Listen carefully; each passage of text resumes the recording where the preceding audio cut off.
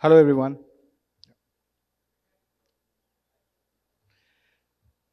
So yeah, as we all know, today is dedicated for EB5. So we are going to be discussing how priority processing affects the entire process of filing EB5 and approvals. So let me start with my introduction. She has already introduced me to a couple of times, I believe, but still, I'm doing this since 11 years now, and little over 300 placements over different projects with different regional centers. That's what I do day in, day out, travel around 250 to 280 nights a year, meeting with prospective investors in various places, including India, different places in India, GCC, Singapore, and definitely US. And like I travel to Hong Kong and places nearby as well. Regarding our company, EB5 United, if you'll talk about the new laws, we are the leading fundraisers, if not the number one fundraiser. We are the leading fundraisers in the new laws. Uh, we had a vision. We had a vision way back in 2017-18 when there was no concept of rural TEA. We kind of, our like principals had the vision that the future of EB5 is gonna be the rural TEA.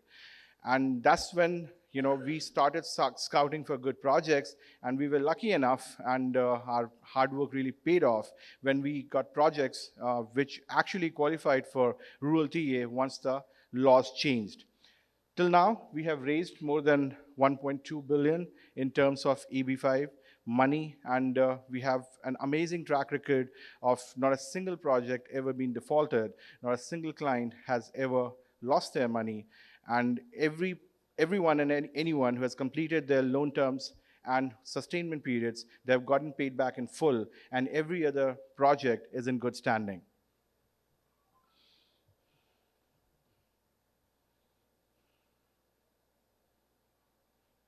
This is our team. Brad and Scott, they are the principals. They stay in they're based out of Puerto Rico, US.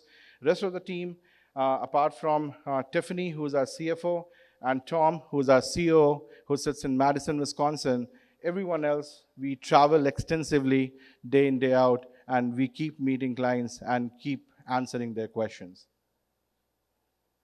These are some of the previous projects that we have done.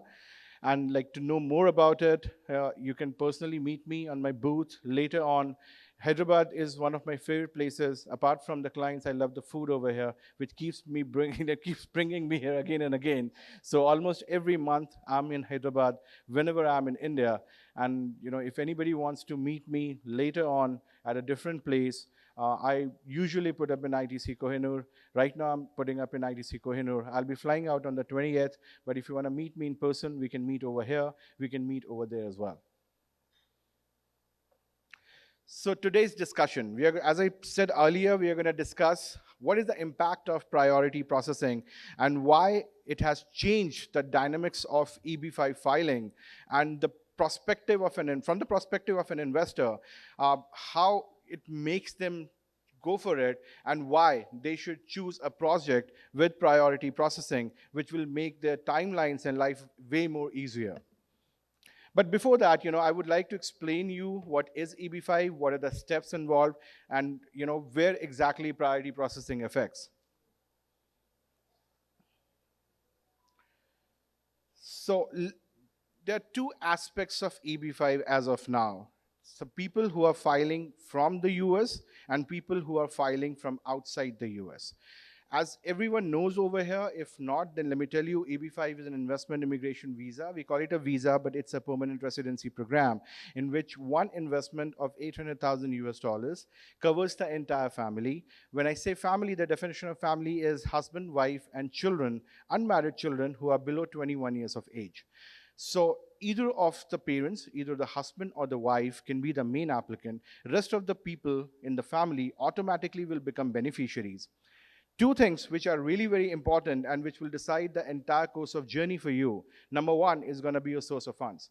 As I mentioned in the panel, source of funds is going to be the spine of your petition.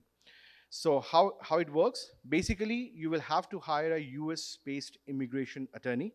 You will speak with the attorney. You will tell the attorney from where the money is coming. In return, the attorney will send you a list of documents that you need to procure at your end. Give it to the attorney for a review. And any good attorney, and like we do not accept money unless and until your source of funds are cleared by a reputed attorney. Once the attorney is 200% sure of your success, the attorney will give you the green signal, the thumbs up, go ahead, remit the funds. Where are the funds remitted? The funds are actually remitted to an escrow account of the new commercial enterprise, wherein your money is being pooled with every other EB5 investor. In the meantime, I'll help you with a lot of documentation. The attorney will help you with a lot of documentation. And once the funds are received in the escrow, we will issue a wiring receipt notice plus the countersigned documentation. And with all that, your primary petition, which is called I-526E petition, which will be filed. Once your petition is filed, that's where priority processing comes into the picture. Now, I can tell you right now, people who filed with us in our projects in the month of January, they got approved in last week of June, and they're still getting approved right now. So we have seen approvals. Like, if you asked me this question, what exactly priority processing means, like a couple of years back or a year and a half back, it would have been difficult for me to answer you because nobody knew at that point of time what exactly, what is the timeline gonna be in priority processing. Now we know, we have got approvals in less than a month. I'm talking about I-526E approval. In fact, we have got green card approval in complete process of getting a conditional green card in less than 4 months. So as of now, in our projects, and typically if you go with a rural project, which is an I-956F approved project, on an average, it shouldn't take more than 9 months for you to get your I-526E approved. Now that's a huge benefit. Why? Because any other category if you'll compare with, it takes way longer than that to clear the first hurdle of getting your I-526E approved. Once your I-526E is approved and you're based out of the US, let's talk about India. Then in India, you go through something called consular processing. Now, consular processing happens only in Mumbai, in the US consulate. You will have to travel to that particular consulate with your entire family, and you will have to, it's a small 10 to 15 minutes interview, which will happen over there, and your passports will be submitted. Your passports will be stamped with something called immigrant visa. Now, that immigrant visa has a validity of 6 months. Actually, they give you time to plan your travel within those 6 months. Within those 6 months, you can travel to the US, anywhere in the US. Once you land and you're crossing the immigration, they will stamp your passports with something called PR. From that particular moment of time, you and your family will become permanent residents of the US. And the green card that you will receive at that point of time is called a conditional green card. Now, that conditional green card has a validity of 2 years. And 90 days before the validity expires, another petition is filed, which is called I-829. Now, I-829 is a petition to remove conditions on your green card. What are the 2 conditions on your green card? Number 1, you should have met or your sustainment period. That is the minimum 2 years of your investment, which should be at risk. Number 2, the project did what they were supposed to do. This entire thing that we are talking about, everything is based on the fact that the project you are investing your money in should create minimum 10 jobs per EB5 investor. Now, with good projects, jobs are already there or being created while you're applying your initial petition of I-526E. So I always tell my investor, never invest in a project which is a dream. That is completely, the project is a very separate and big topic, but a couple of things which you should look at is when you're going for an EB5 petition, that means the major motto of filing this particular petition is your immigration purpose. At the same given point of time, you want to keep your capital safe.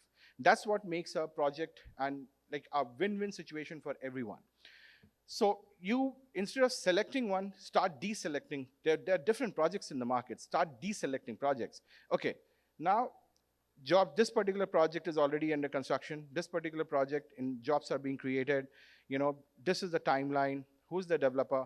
So with us, especially, all our projects are under construction. We have the approvals. We have the I-526E approvals. We have the conditional green card approvals. That is very important for you to get your I-829 approved. Once you have your I-829 approved, uh, then you get your permanent green card. Once you have your permanent green card and you have spent 5 years on a trot in the US, minimum 183 days per year, after getting your conditional green card, you become eligible to apply for citizenship. So that is the process for, like, and that is up to you, because green card comes for lifetime. Every 10 years you need to renew that. So if you want to go for citizenship, because like India doesn't accept dual citizenship. If you go for, as an Indian, if you are going for a US citizenship, you will have to surrender your Indian passport. So it will be completely on you whether a portion of the family or the entire family or howsoever, people in the family would like to go ahead for citizenship or remain as a PR. Now, the other aspect of EB5 is for those people who are filing it from the US. The only difference is, yes, the difference comes, the rest everything remains the same. You will have to get your source of funds done. You will have to hire an attorney. You will have to get a green signal from the attorney to fund your petition, to send the money to your escrow account of the regional center. The difference is that instead of only your I-526E petition, your I-485 petition will be filed together with that. That's a huge benefit. That's called concurrent filing.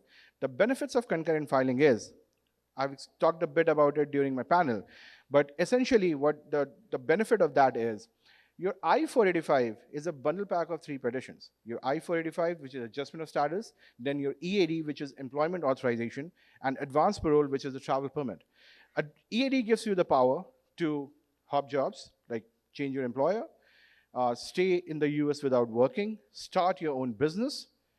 Advance parole gives you the power, the travel permit, to travel in and out of the US without any hassle. Now, that's huge. Why? And this particular approval comes within months after you file your petition. Technically, I keep saying that, green card essentially gives you these benefits. That's what you look in a green card for, which you are getting after getting your EAD and advance parole. So that's technically, you start enjoying the benefits of a green card as soon as your EAD and advance parole is approved. In the background, though, your I-526E is still getting processed. Now, again, priority processing comes into the picture over here, and your I-526E shouldn't take more than, as of now, it shouldn't take more than, on an average, 9 months for approval. And then, once it is approved, your I-485 gets triggered. I think they have taken away the interviews from adjustment of statuses, so you straight away receive the green card in your mail. This is very important to understand, that concurrent filing gives, especially the H-1B holders over there, a sense of freedom with a lot of uncertainty around them, a lot of wait period for the EB2 category, which is green card through the employment. This gives them a lot of flexibility, a lot of freedom. And it's a blessing in disguise. I would say it's not a blessing in disguise, it's actual blessing for people, for students who are on F1 over there. Because after F1, depending on the major you're doing, you get your OPT timelines. And OPT also comes with an EAD, but that EAD is not as powerful as the EAD that you get over here. So, and you have work restrictions after your graduation is done. All those worries are taken aside once you have your green card in place. So, you can do whatever you want to do. Even if you want to work somewhere which is not related to your major, you can still go ahead and do that. Similar things, once your 2 years of conditional green card residency is done, 90 days before that, your another petition, which is called IA-29, is filed. And once your IA-29 is approved, you get your permanent green card. And if you want to apply for citizenship, you need to stay in the US 5 years on a trot, minimum 183 days per year, after getting your conditional green card. So, couple of projects we are offering as of now, and we have 3 to 4 projects which are in the pipeline we are launching pretty soon in a couple of weeks. I would like to give you a high-end view of these particular projects, and so that you understand why we are called the pioneers when it comes to rural TA project structuring, and why our projects are so popular. So one of the rural projects that we have, which qualifies for rural TA, which has priority processing and visa set-asides, is Lakefront Estates and Villas. It is located in Central Florida. It is located in Central Florida, very close to, like, in drivable distance from major cities of Florida, and very strategically chosen a place near Lake Okeechobee, called Okeechobee. Uh, okay, I get it. I don't have that much time. So, uh, if you want to know in detail about our projects, please come to my booth, and I would be able to explain everything to you in detail, and would be able to give you some informative material as well. Just to sum things up for you, all the projects that we have, like, we also specialize in senior lending structuring. Like, all our projects, EB5 is in the first position. That is a very unique and good position for you. Why? Because there's nobody standing in front of you at the time of repayment. You'll be the first one to get your money back. And if things go south, you will have the first rights on the property. It's as good as me buying a house today, and I'm paying a down payment and taking a home loan. And tomorrow, if I don't pay the loan back, what is the bank going to do? The bank is going to kick me out, take over the property, sell it off, take its money back. You are exactly in the same position. The only difference is that we work with high net worth developers who are ready to put in a lot of skin of theirs in the game. So instead of the 20% down payment, one of the projects, like Lakefront Estates and Villas, has 69.5% of developers' equity subordinate to your EB5 loan. Then you have Yellowstone Club Phase 2, which has 45.7% of developers' equity subordinate to your EB5 loan, and similar with other projects. Both these particular projects, like Lakefront, has more than 55 I-5 260 approvals and close to 11 conditional green card approvals. It will be more than that. This is what I'm aware of. Yellowstone Club Phase 2 has more than 220 I-5 260 approvals, more than 25-30 conditional green card approvals. We got awarded with the top project award as well with Yellowstone Club Phase 2, and it has been the top project since a year now. So thank you so much, gentlemen, and ladies and gentlemen, thank you so much. Let's meet, they have time, they're little, let's meet at the booth, okay? Thank you so much, everyone. Thank you.